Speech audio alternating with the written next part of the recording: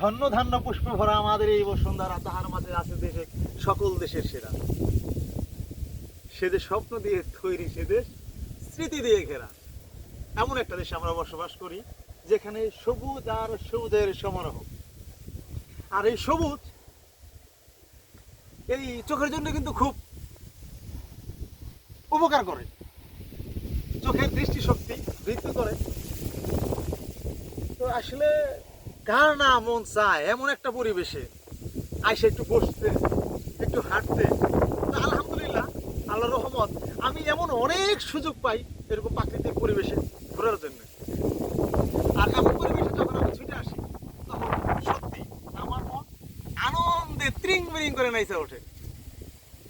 আর আমার খুব ইচ্ছা করে যদি এরকম করে আমি ঘুরতে পারতাম, এরকম বিভিন্ন জায়গার মানে ভিডিও ক্লিপস আমি আপনাদের দেখাইতে পারতাম, আমার খুব ভালো লাগে। তবে ইনশাল্লাহ ভবিষ্যতে ইচ্ছা আছে যে যদি ভিডিও করি বা যদি এরকম কোনো সুযোগ পাই, সেক্ষেত্রে আমি কিন্তু বিভিন্ন প্রাকৃতিক পরিবেশ নিয়েই আমি কিছু একটা করবো। এটা আমার মানে অনেক ইচ্ছা। যাই হোক, এই সুন্দর করে এমন একটা পরিবেশ আপনাদের আজকে দেখাইলাম। আশা করি পরিবেশটা ভালো লাগছে।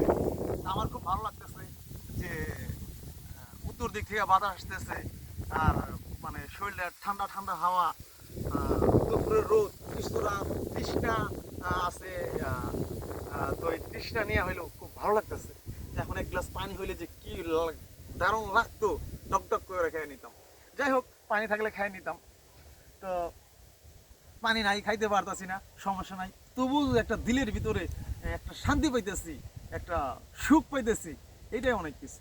মাঝে সাথে আপনারাও ঘুরবেন, এরকম খোলামেলা পরিবেশে আসবেন, ভালো লাগবে। সবাই ভালো থাকবেন, সুস্থ থাকবেন, সবার জন্য শুভকামনা রইল। একটু ওই দিক দিয়ে হাঁটবেন না রে? ভালো লাগবে।